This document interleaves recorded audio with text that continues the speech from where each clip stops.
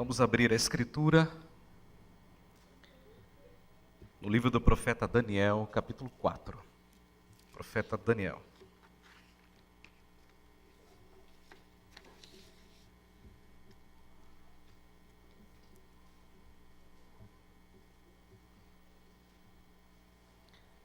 Como é um texto longo, na medida em que nós fomos progredindo na exposição, nós também faremos a leitura da palavra do Senhor.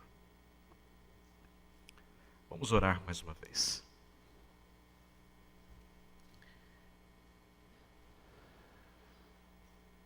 Bendizemos o teu nome, Senhor, porque só o Senhor é digno de toda a glória, de toda a honra e de todo louvor. Nós estamos agora, Senhor, diante da tua palavra, inspirada, inerrante, infalível e suficiente para todas as coisas. Entretanto, Senhor, somos tão limitados e por isso nós precisamos da tua graça para compreendermos aquilo que o teu Espírito inspirou o profeta Daniel a escrever. E na medida da tua graça, suplicamos-te, usa o teu servo como um instrumento fiel para a exposição da tua palavra, a fim de que o teu nome seja glorificado e a tua igreja edificada. Isso é o que nós te pedimos em nome de Jesus. Amém. Meus irmãos, tem um ditado popular, muito sábio, que diz assim: quanto mais alto você sobe, maior é o tombo. E é um ditado verdadeiro.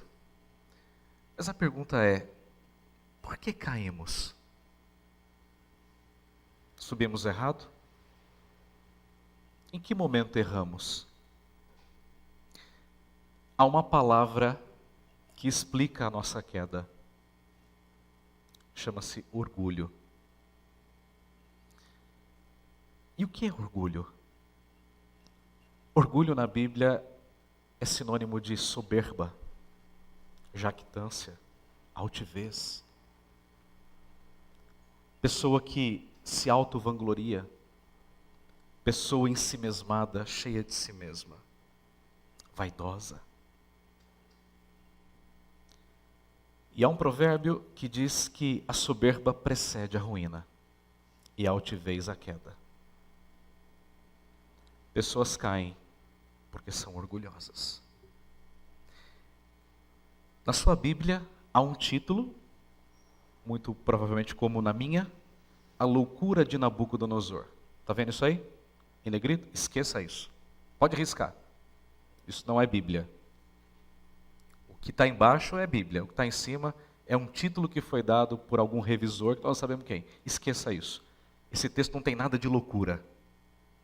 Esse texto fala de um orgulho humilhado. Se você quiser anotar, é isso. Um orgulho humilhado. Esse texto fala de um homem que se sentiu muito orgulhoso. E Deus literalmente lhe deu uma rasteira para que ele aprendesse a lição. E ele aprendeu. E essa lição foi escrita aqui no capítulo 4.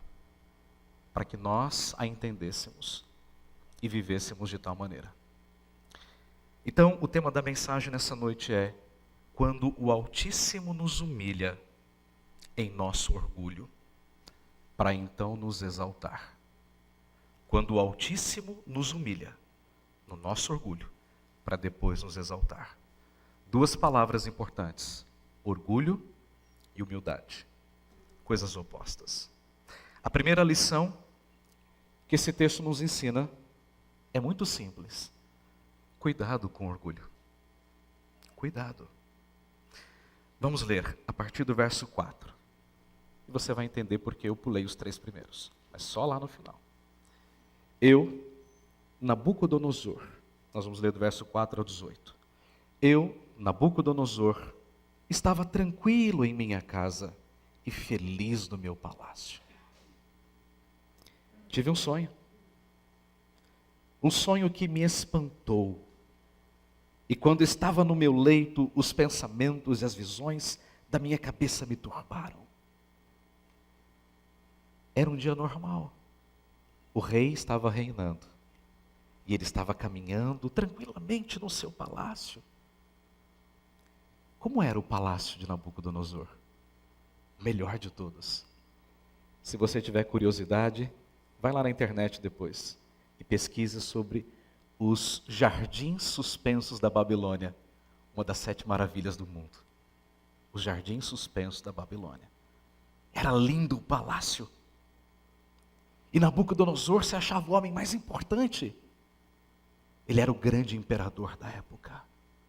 Trouxe cativos os judeus, não os tornou escravos, os aculturou, apenas 4 que não foram. Nabucodonosor dominava sobre tudo e sobre todos. Podia dar vida, podia matar, ele fazia tudo. Ele era o rei, o grande imperador. No capítulo anterior, ele fez uma estátua para si mesmo. Lembram-se do sermão de domingo passado? E aqueles 4 jovens que não se dobraram, os 3 jovens que não se dobraram, foram lançados ao fogo. Ele era um homem muito orgulhoso.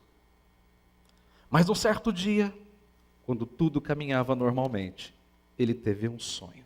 Ele ficou espantado. E ele ficou muito agitado por conta desse sonho. O segundo. O primeiro sonho no capítulo 2. Agora, o segundo sonho. Então ele vai descrever o sonho.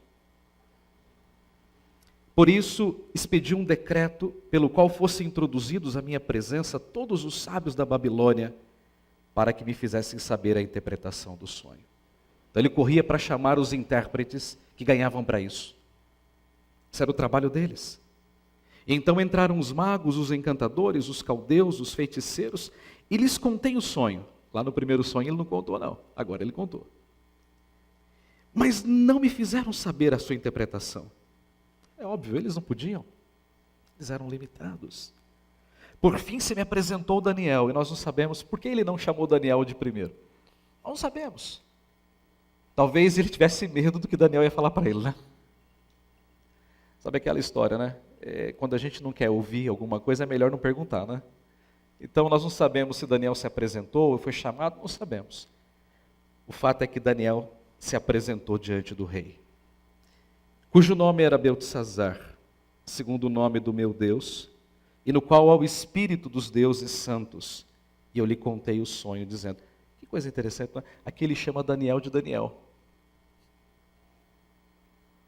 Isso é interessante.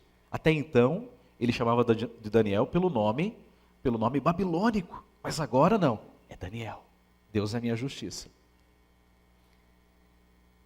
Então diz o texto, Beltesazar, chefe dos magos, eu sei que há em ti o espírito dos deuses santos, e nenhum mistério te é difícil. Eis as visões do sonho, eis que eu tive, e dize-me a sua interpretação. Eu vou contar aqui para você, Daniel, e você vai me dizer o que é que isso significa. Eram assim as visões da minha cabeça, quando eu estava no meu leito. Eu estava olhando e vi uma árvore no meio da terra, cuja altura era grande. Crescia a árvore e se tornava forte, de maneira que a sua altura chegava até o céu, e era vista até os confins da terra. Alta e larga. Alta e larga. A sua folhagem era formosa, e o seu fruto abundante, e havia nela sustento para todos. Debaixo dela os animais do campo achavam sombra, e as aves do céu faziam morada nos seus ramos, e todos os seres viventes se mantinham dela. Alta, larga, e que dava mantimento, que sustentava tudo e todos. No meu sonho, quando eu estava no meu leito, eu vi um vigilante, um santo, que descia do céu, clamando fortemente, dizendo, derribai a árvore, cortai-lhe os ramos, derriçai-lhe as folhas, quer dizer, espalhem-se as folhas, arranquem as folhas, espalhai o seu fruto, Afugentem-se os animais de debaixo dela, e as árvores e as aves dos seus ramos. Tire tudo, corte, arranque os frutos, as folhas. Tirem os animais, tudo. Mas a cepa, quer dizer, a raiz, o tronco, aquele toco, na verdade, mas o toco com as raízes, deixai na terra, atada com cadeias de ferro e de bronze na erva do campo, seja ela molhada do orvalho do céu, e a sua porção seja com os animais, a erva da terra. Sonho estranho, não é? Muito estranho. Mas o texto continua dizendo: mude-se-lhe o coração, para que não seja mais coração de homem, e lhe seja dado coração de animal, e passem sobre ela 7 tempos.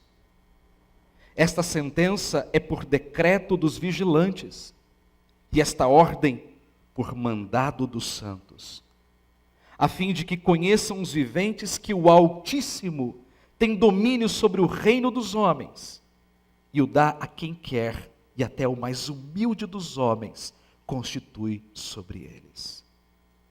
Isto vi eu, rei Nabucodonosor, em sonhos.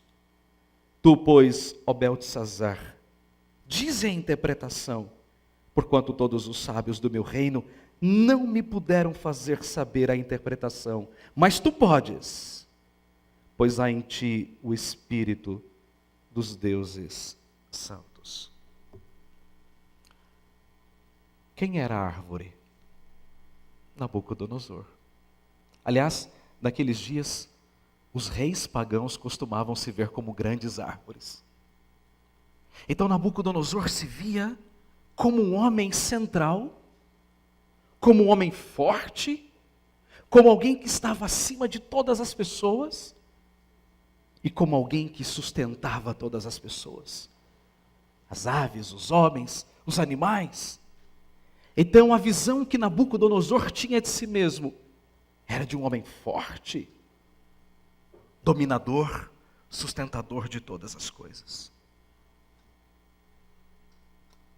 E o que isso significa? Isso significa que Nabucodonosor era um homem orgulhoso. Primeiro ele fez a estátua, e agora ele se vê como uma grande árvore. O orgulho estava no coração de Nabucodonosor. E sabe o que é mais interessante? É que o nosso coração não é diferente. O nosso coração também se orgulha de muitas coisas. Nós podemos ser orgulhosos da nossa inteligência. Nós podemos ser orgulhosos da nossa beleza, quando nos expomos numa rede social. Nós podemos ser orgulhosos do nosso dinheiro e das nossas conquistas materiais, do nosso carro, da nossa casa, da nossa roupa, do nosso tênis, do nosso celular. Nós podemos ser orgulhosos por várias razões. E o orgulho não é uma questão de riqueza.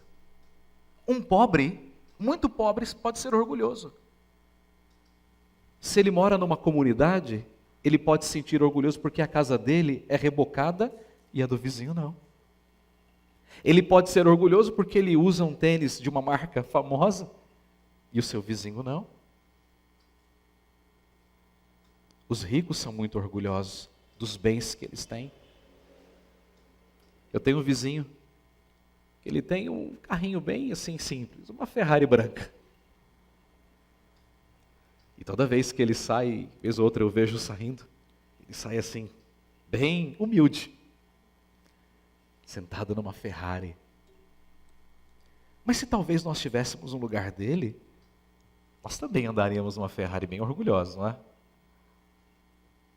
Nós podemos ser orgulhosos de qualquer coisa, porque o orgulho é algo que está no nosso coração.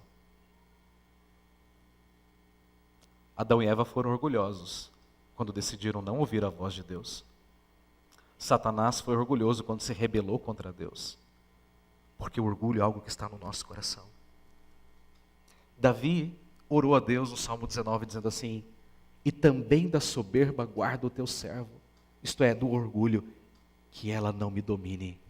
Então serei irrepreensível e ficarei livre de grande transgressão. Nos anos 90, quando eu me converti, eu ouvia falar de um grande pastor presbiteriano, famoso, um escritor, um grande pregador, imitado por muitos. Ele era o homem mais conhecido no meio evangélico no Brasil e fora do Brasil. Dos brasileiros, evidentemente. Mas esse homem caiu. E caiu feio. Um aluno meu, que está se formando agora, ele está concluindo um outro curso de doutorado na USP. É um aluno muito, muito brilhante. E a tese dele foi sobre esse pastor. Ele viajou até Brasília para entrevistá-lo. E ele teve uma conversa de 1h30 com ele. E num dado momento ele perguntou assim: em que momento o senhor acha que caiu? Ou que começou a sua ruína? E ele respondeu: quando eu achei que eu era autossuficiente.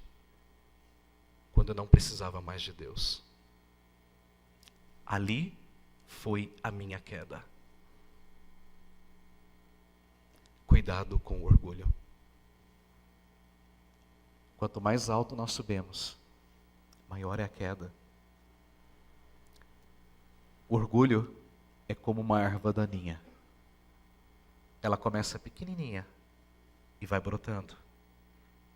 E se ela não for arrancada pela raiz, ela toma conta.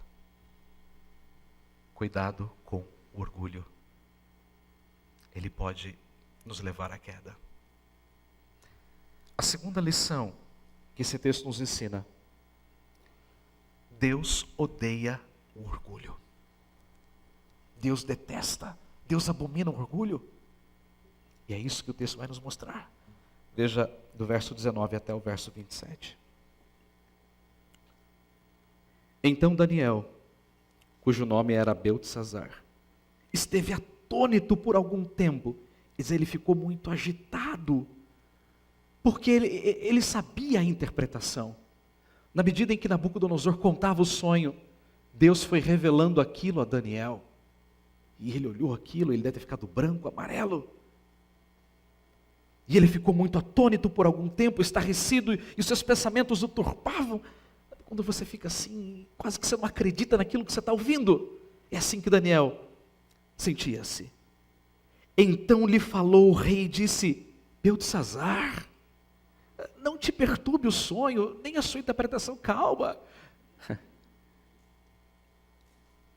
Eu imagino Daniel pensando assim: se você soubesse o que vem pela frente, você não diria isso. Respondeu Beltesazar e disse: Senhor meu, o sonho seja contra os que têm ódio, os que te têm ódio, e a sua interpretação para os teus inimigos. Interessante porque Daniel já sabia a interpretação. Mas é como se Daniel falasse: olha, a coisa é tão dura, que o meu desejo é que tudo aquilo que o senhor está vendo aqui, seja para os teus inimigos. Espero que isso não caia na tua conta, rei. Isso aqui é como um médico, né, que fala assim: poxa vida, eu sei qual é o final dessa história, mas deixa eu dar uma amenizada aqui na situação. É basicamente isso. Bom, então Daniel vai dar a interpretação. A árvore que viste que cresceu e se tornou forte, cuja altura chegou até ao céu, e que foi vista por toda a terra, cuja folhagem era formosa e o seu fruto abundante, e em quem para todos havia sustento, debaixo da qual os animais do campo achavam sombra, e em cujos ramos as aves dos céus faziam morada. És tu, ó Rei, que cresceste e vieste a ser forte. Então essa árvore é você, Rei. É você. A tua grandeza cresceu e chega até o céu. Quer dizer, o Senhor é grande, o Senhor é forte, o Senhor é poderoso. E o teu domínio até a extremidade da terra. Lembre-se, árvore alta e larga. Poder, domínio. Quanto ao que o rei viu, um vigilante, um santo que descia do céu e que dizia: cortai a árvore, e destruía mais a cepa, isto é, o toco com as raízes, deixai na terra, atada com as cadeias de ferro e de bronze, na erva do campo. Seja ela molhada do orvalho do céu, e a sua porção seja com os animais do campo, até que passem sobre ela 7 tempos. Esta é a interpretação, ó rei, e este é o decreto do Altíssimo, que virá contra ti, meu Senhor. Agora então preste bem atenção na interpretação, rei. Serás expulso de entre os homens. Serás banido do teu reino. E a tua morada será com os animais do campo. E dar-te-ão a comer ervas como aos bois. E serás molhado do orvalho do céu. E passar-se-ão 7 tempos. Isto aqui é uma completude. 7 tempos aqui é uma figura de linguagem. Um tempo determinado. Por cima de ti. Até, olha só. Até que conheças que o Altíssimo tem domínio sobre o reino dos homens e o dá a quem quer. Você vai ser humilhado até você aprender. Quanto ao que foi dito, que se deixasse a cepa da árvore com a sua raiz, o teu reino tornará a ser teu, depois que tiveres conhecido que o céu domina. Você vai ser cortado. Mas haverá um dia em que o reino será restaurado a você. Portanto, ó rei, aceita o meu conselho e põe termo, põe fim pela justiça em teus pecados e as tuas iniquidades. Mude, arrependa-se, usando de misericórdia para com os pobres. Então mude o seu comportamento. E talvez se prolongue a tua tranquilidade. E talvez. É como um médico que diz para o paciente: o fim é trágico. Mas faz o seguinte, faz isso, isso, isso. E quem sabe você vai ter uma qualidade de vida até o final. É exatamente isso que Daniel está dizendo para o rei. O teu fim é esse. Mas arrependa-se. Quem sabe as coisas vão melhorar para você e não serão tão ruins quanto deveriam ser. Arrependa-se agora. Deus odeia o orgulho. E Nabucodonosor era um homem orgulhoso, extremamente orgulhoso. Porque ele se achava o centro, o dominador, o sustentador de todas as coisas. E Deus está dizendo: não, você não é. E você será cortado. E você será humilhado até você aprender. Deus odeia o orgulho. Na primeira carta de João, lá no final das Escrituras, no capítulo 2, versículo 16, João diz assim: porque tudo que há no mundo, a concupiscência da carne, a concupiscência quer dizer aquele desejo desenfreado da carne, aquele desejo que não tem limites, a concupiscência dos olhos, agora anote, a soberba da vida. Soberba quer dizer o orgulho da vida, não procede do Pai, mas procede do mundo. Deus odeia o orgulho, irmãos. Deus não aceita jamais o orgulho. Houve um presidente, um homem que estava para ser presidente do Brasil, ele foi eleito.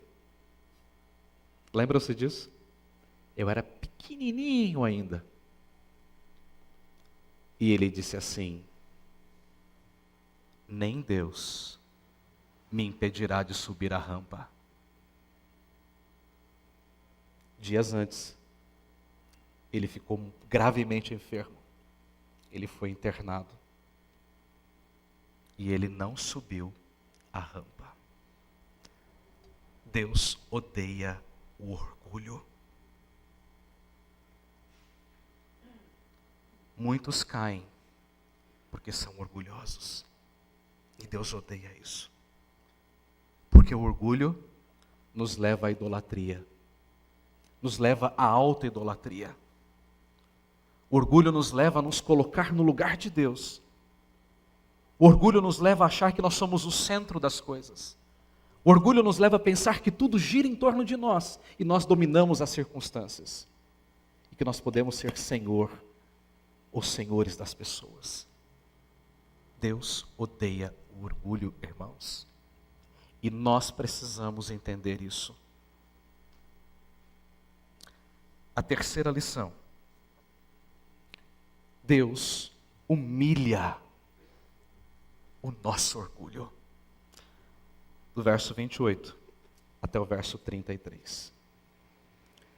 Todas essas coisas sobrevieram ao rei Nabucodonosor. Tudo isso aconteceu a ele. Ao cabo de 12 meses, exatamente um ano, passeando sobre o palácio real da cidade de Babilônia, falou o rei e disse: veja um orgulho. Não é esta a grande Babilônia que eu edifiquei para a casa real? Vejam, é minha, eu fiz, eu criei, eu edifiquei. E eu fiz isso com o meu grandioso poder e para a glória da minha majestade. Lembram-se do verso 4? Eu, Nabucodonosor, estava tranquilo em minha casa, feliz em meu palácio. Eis um homem cheio de orgulho. Eu fiz, eu construí, eu domino, eu governo, eu dou as cartas. Versículo 31. Falava ainda o rei, quando desceu uma voz do céu. Lembram-se do vigilante? Um santo? Isso nada mais é do que um anjo. Foi assim que Deus falou com Nabucodonosor através de um anjo. A ti se diz, ó rei Nabucodonosor, já passou de ti o reino. Terminou. Ponto. Serás expulso de entre os homens, e a tua morada será com os animais do campo, e far-te-ão comer ervas como os bois, e passar-se-ão 7 tempos, uma completude, por cima de ti, até que aprendas, veja isso, até que você aprenda que o Altíssimo tem domínio sobre o reino dos homens, e o dá a quem quer. Você vai ser humilhado, até você aprender a lição. E a profecia se cumpriu. No mesmo instante, se cumpriu a palavra sobre Nabucodonosor. E o que aconteceu? Ele foi expulso de entre os homens. Sabe o que aconteceu? Deus retirou a humanidade de Nabucodonosor.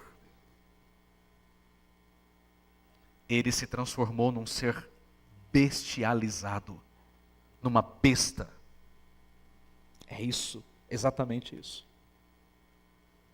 Houve ali algo que nós não sabemos exatamente, mas é como se Nabucodonosor tivesse incorporado um animal em si. E ele foi expulso de dentro do seu próprio palácio. E ele passou a comer erva como os bois.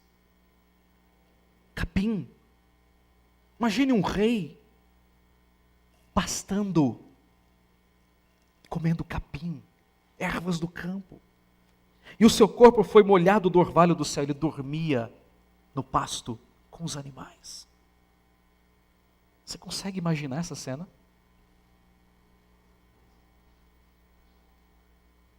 Um homem cheio de glória. O maior homem daquele tempo agora pastando, vivendo no sereno.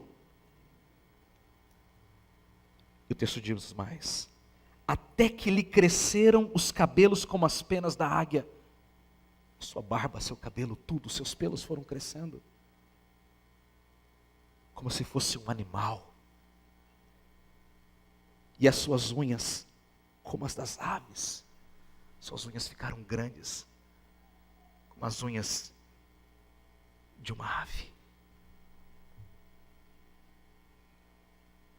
Um homem bestializado. Mas, vamos parar aqui até no versículo 33. O que é que nós vimos aqui então? Um homem humilhado por Deus. Plenamente humilhado. Um homem que era o rei, que tinha um império, um trono, mas agora foi colocado para viver entre os animais, comendo capim, vivendo no sereno, peludo, unhas grandes, completamente humilhado por Deus. Você se lembra da história do filho pródigo, não se lembra? O filho pródigo chegou para o pai e disse assim: pai, eu não quero mais viver aqui na tua casa, chega disso. Eu quero viver a minha vida, da minha parte que me pertence. E o pai então deu a ele muito dinheiro, ele partiu, ele foi para uma terra distante. E ele gastou todo o seu dinheiro com os amigos e com as meretrizes. E veio uma grande fome àquela terra, e ele não tinha mais dinheiro, não tinha mais amigos. E ele foi parar num campo de porcos. Pense num judeu criando porcos, tratando de porcos e comendo da sua própria ração das alfarrobas. Ele foi humilhado para que ele entendesse uma grande verdade. Para que ele entendesse que o orgulho destrói o homem e que a verdadeira felicidade só pode ser encontrada na presença do Pai, junto ao Pai. Meus irmãos, eu conheci um homem, cerca de uns 14 anos atrás. Ele havia se convertido, pouco mais de 3 anos, e ele veio para a igreja muito animado, muito encorajado. Uns 2 anos depois ele foi eleito diácono. E ele tinha um dom muito grande de fala. E ele encantava de fato. E ele levou muitas pessoas a Cristo, várias. Ele tinha uma facilidade com o discipulado, um homem assim de fala fluente. Mas aquele homem era um trabalhador simples, braçal, amava a sua mulher, amava os seus filhos. E num certo dia, ele conheceu um homem, se tornou amigo daquele homem. E por indicação daquele homem, ele entrou como um indicado político para um grande cargo na prefeitura. E aquilo foi crescendo no coração dele, dia após dia. Ele tinha um grande salário, ele tinha um alto cargo, ele tinha várias pessoas debaixo do seu comando.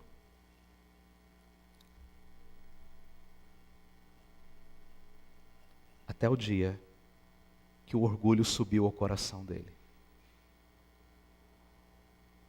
E quando aquilo aconteceu, Deus começou a humilhar aquele homem. Ele sofreu um grande revés no trabalho, um processo enorme. Ele poderia ser preso e condenado por algo que não fez. Mas ele era um subalterno, então o chefe diz assim: a culpa é dele. Envolveu-se com coisas ilícitas e a vida dele foi definhando, dia após dia. Ele já não lia mais a Bíblia, ele já não orava mais, ele já não ia mais à igreja. O casamento dele estava sendo quebrado dia após dia. E um dia a esposa chegou diante de mim chorando e disse: pastor, eu não aguento mais. Eu não aguento mais. Ela estava em prantos. os seus filhos dispersos. Constantemente batia o seu carro, sempre com os olhos vermelhos, pelo uso das drogas. Aquele homem foi ao fundo do poço.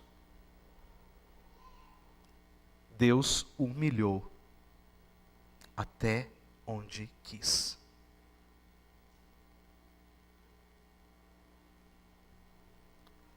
E Deus fez aquilo para que ele aprendesse uma lição.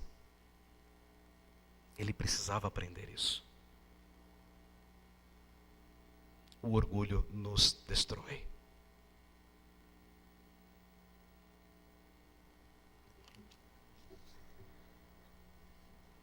Mas há um fim nessa história. Vamos olhar aqui novamente para o Daniel capítulo 4, do verso 34 ao 37. E a última lição: Deus restaura um orgulhoso arrependido. Deus pode fazer isso. Mas, ao fim daqueles dias, não sabemos quanto tempo se passou, eu, Nabucodonosor, levantei os olhos ao céu, tornou-me a vir o entendimento. Olha que coisa extraordinária.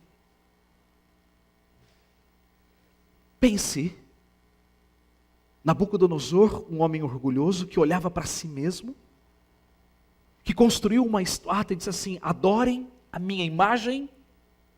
Um homem que só olhava para si mesmo e para sua própria glória, se vangloriando: vejam o que eu criei, vejam o que eu fiz, vejam a Babilônia que eu edifiquei, vejam todas as coisas. Mas agora um homem quebrantado.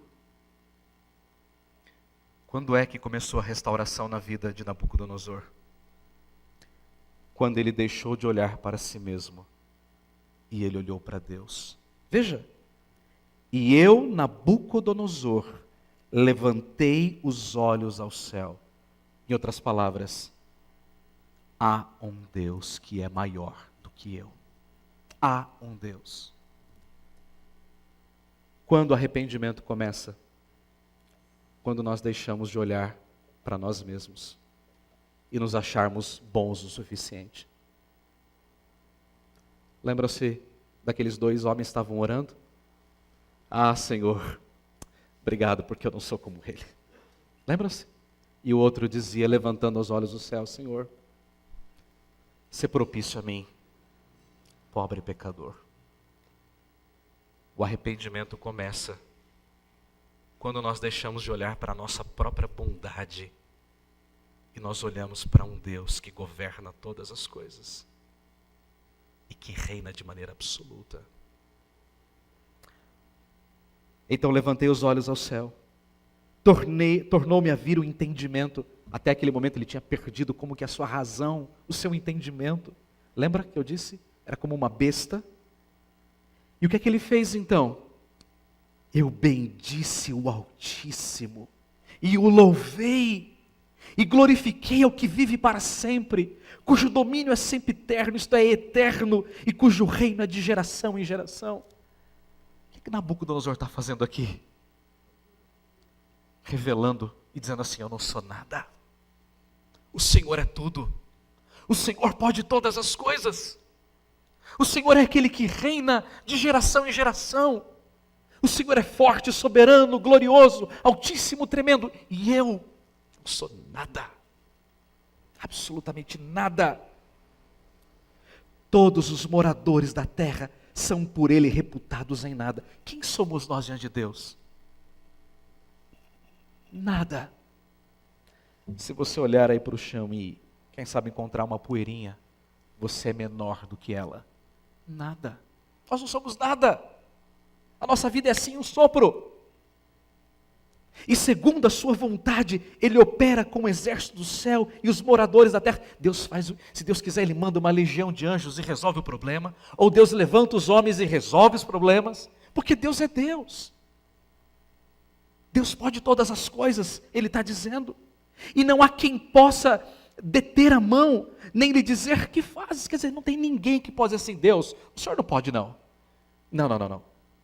E Deus, deixa eu me dar um conselho aqui para o senhor. Eu acho que seria melhor assim do que assado. Quem? Você percebeu o que Nabucodonosor está dizendo? Agora sim, eu te reconheço como meu Deus.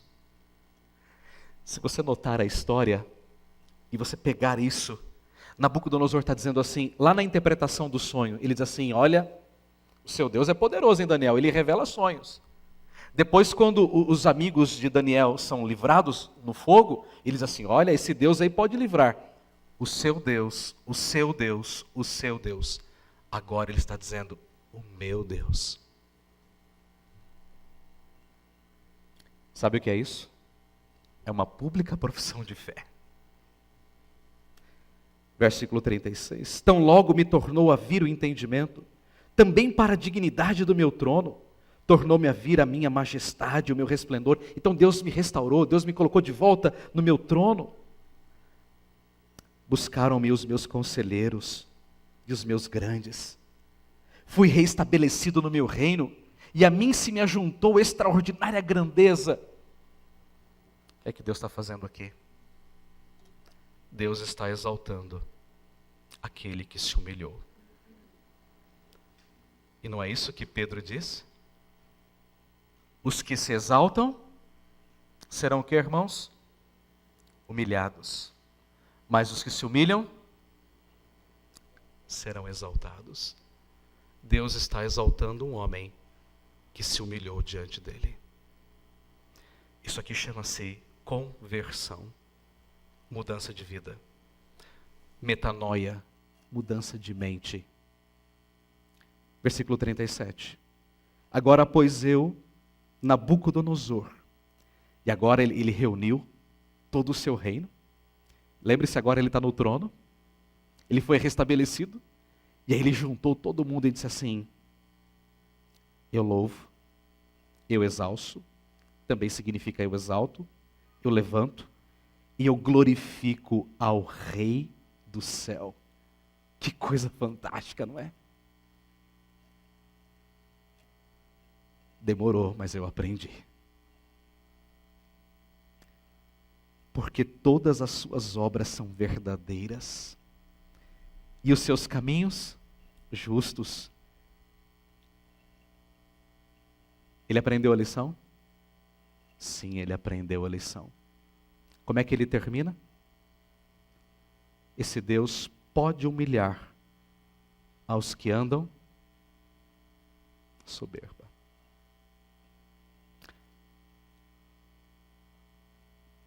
E de fato Deus humilha. Aqueles que se humilham serão exaltados. Aquele homem que foi ao fundo do poço. Eu peguei o meu carro e o levei até uma clínica. Viajamos 3 horas. Eu, ele e a esposa. Para que ele fizesse um tratamento. E lá, Deus quebrou o coração dele.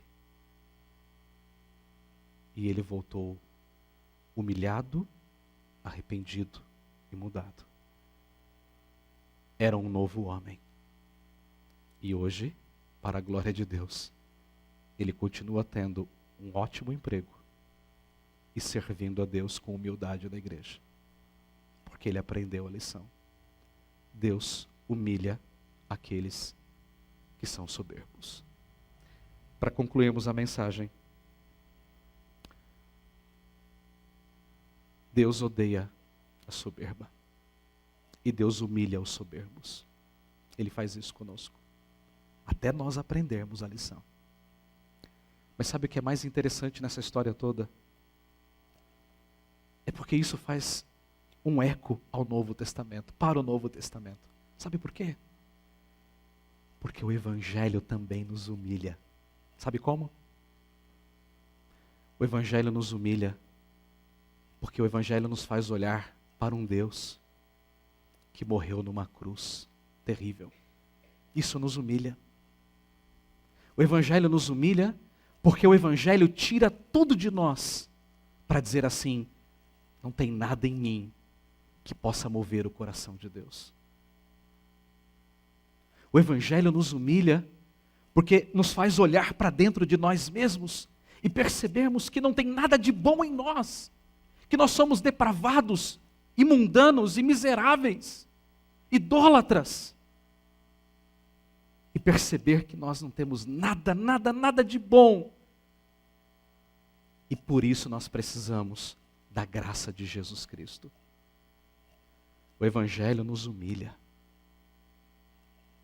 até nós reconhecermos que nós não podemos nos salvar a nós mesmos. Não há moral ou moralidade suficiente em nós. O dinheiro não é capaz de comprar a nossa salvação. A bondade não é capaz de comprar a nossa salvação. Nada.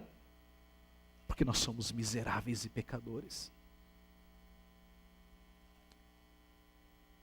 Houve um homem que se achava muito bom. E de tão bom que ele era, ele queria perseguir aqueles que não eram tão bons quanto ele. O nome dele era Saulo. E um dia ele estava de posse de um documento que lhe dava direito de prender os cristãos, maltratá-los e até matá-los. E ele estava a caminho de Damasco. E um dia a luz de Cristo brilhou ao redor dele. E ele ficou cego e ele caiu no chão. E ele reconheceu a Cristo como seu único e suficiente Salvador. Ele foi humilhado para aprender que existe um Deus que é Salvador. Sabe o que é mais interessante? Nabucodonosor, ele escreveu uma carta para contar isso tudo. E onde está essa carta? Veja o começo do capítulo 4. Lembre-se do que eu disse lá no início. Depois de tudo isso, ele escreveu uma cartinha. O que é que ele disse nessa carta? O rei Nabucodonosor a todos os povos, nações e homens de todas as línguas, que habitam em toda a terra, paz vos seja multiplicada. Essa carta vai para todos os moradores, todas as línguas. Pareceu-me bem fazer conhecidos os sinais e maravilhas que Deus, o Altíssimo, tem feito para comigo. Deus me deu muitos sinais. E eu queria compartilhar isso tudo com vocês. E eu aprendi uma lição. Quão grandes são os seus sinais. E quão poderosas as suas maravilhas. O seu reino é reino sempre eterno, é eterno. E o seu domínio de geração em geração. Entenderam? Ele entendeu a lição. E eu queria que você entendesse uma coisa nessa noite.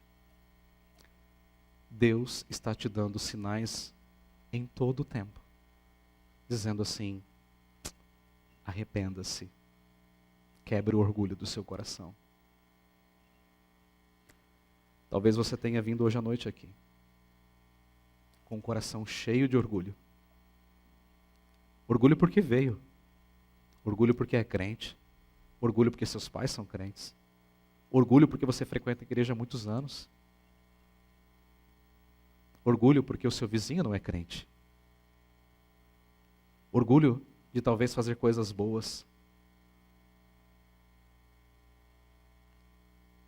Mas a palavra a você nessa noite é: humilhe-se diante de Deus e seja exaltado por Ele.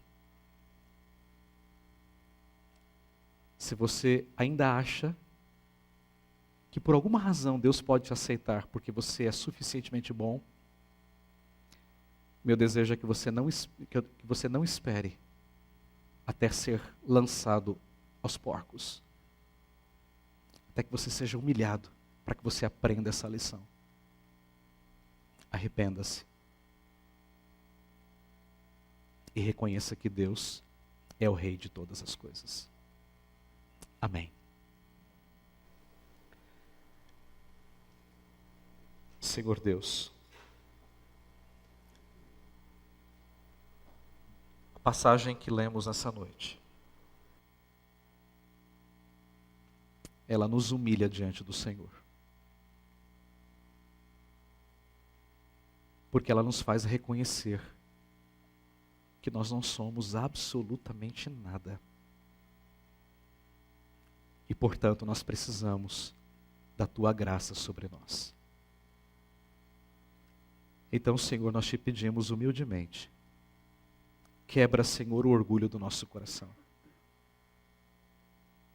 Quebra, Senhor, o orgulho do nosso coração. Muitas vezes nos achamos suficientemente bons, porque somos religiosos, porque somos membros de uma igreja. E, portanto, nós queremos achar que isso é suficiente para a nossa salvação.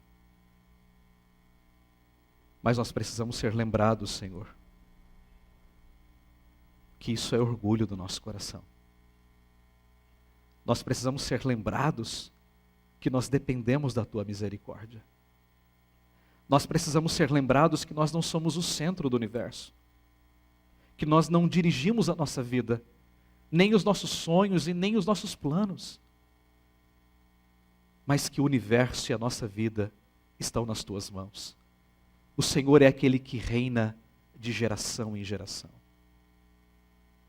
Ó Deus, faz-nos humilhar diante da Tua poderosa mão nessa noite, para que em tempo oportuno o Senhor nos exalte. Ajuda-nos a reconhecer que o Teu Filho Jesus é o nosso único e suficiente Salvador. Ajuda-nos a entender que em nós não habita bem nenhum. Ajuda-nos a entender, Senhor, que nós somos pecadores em todo o tempo. Mas ajuda-nos a compreender que nós carecemos da graça do Teu Filho para vencer o orgulho do nosso coração. Então, Senhor, faz-nos humildes assim como o Teu Filho era humilde. Assim como Ele desceu da glória e se fez homem, para se entregar por nós e ser um servo, ajuda-nos também a entender que nós precisamos ser humildes como Ele. Vivermos em humildade diante do Senhor e diante das pessoas. Ajuda-nos a compreender que só o Senhor é o fundamento, o centro e o propósito da nossa existência. Então, Senhor, tira de nós todo orgulho e nos faz nessa noite olhar para o alto, olhar para Jesus e a reconhecê-lo como o único Rei da nossa vida e a vivermos para Ele todos os dias. Ajuda-nos nesta grande tarefa. É o que nós te pedimos em nome de Jesus. Amém, Senhor.